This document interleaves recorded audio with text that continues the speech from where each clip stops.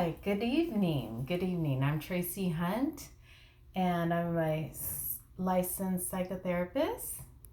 And I'm here to talk to you about therapy themes. And the therapy theme tonight was narcissistic family members and how to cope, especially if they're close to you and you have to allow them in your personal space or have to have contact with them. How do you cope?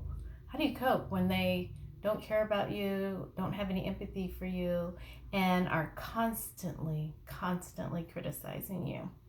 Well, one thing about them is don't show them your vulnerabilities. They basically look for your vulnerabilities. It's like you can see it in their eyes. They're looking for things that will hurt you.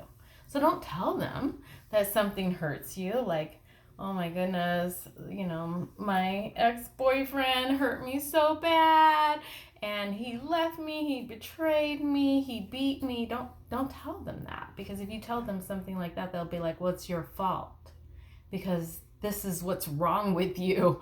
And if you were a better person, this would have never happened to you. I mean, that's the language from a narcissist. And also, they won't care. They don't care that you were hurt. In fact, they might. I mean, it's like holding up a red flag to a bull, telling a narcissist your vulnerabilities, because then they're just going to needle you about it. They're just going to like push on it, to just over and over and over again to see how much they can hurt you.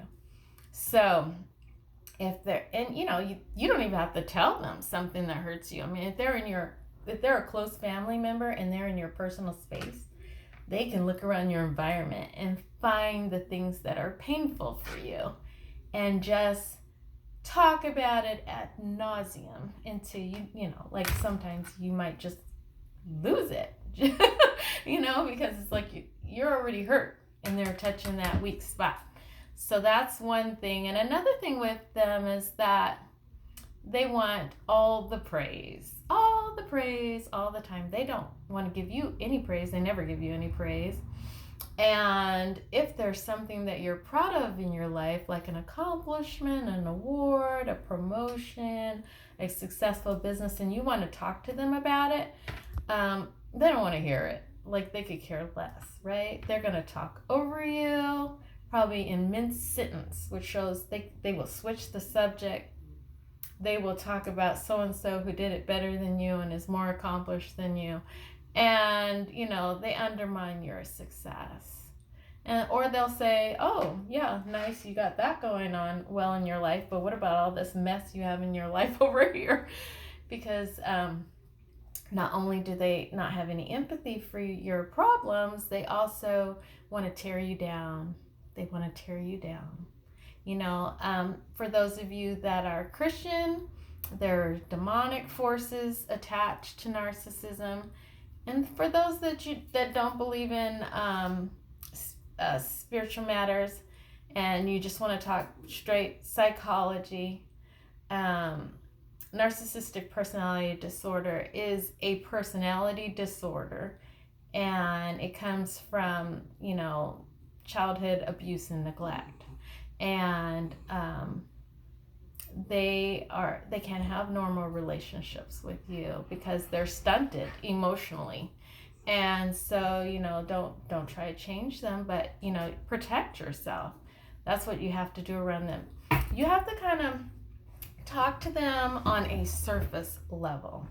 So that means pretend like you're at work and you don't want your coworkers to know your personal business. You talk about the weather, you might talk about the Mariners game, you might talk about your cat, maybe not your cat if you're if that's a vulnerable spot for you. Nothing vulnerable. Don't talk about your children. Don't talk about your spouse.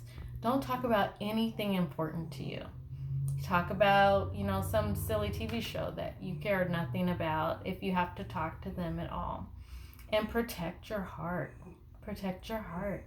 And if you are an adult survivor of a narcissistic parent, hands off to you.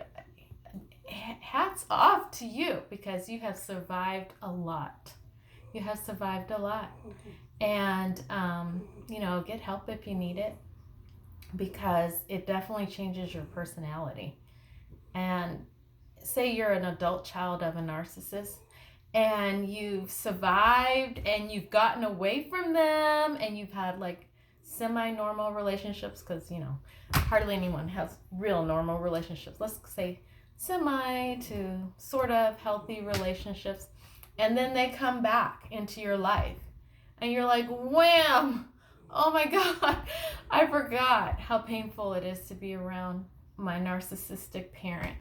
I forgot all the abuse that I went through as a child. I forgot why my self-esteem was so low, and why I just picked these horrible partners to be in my life. Um, um,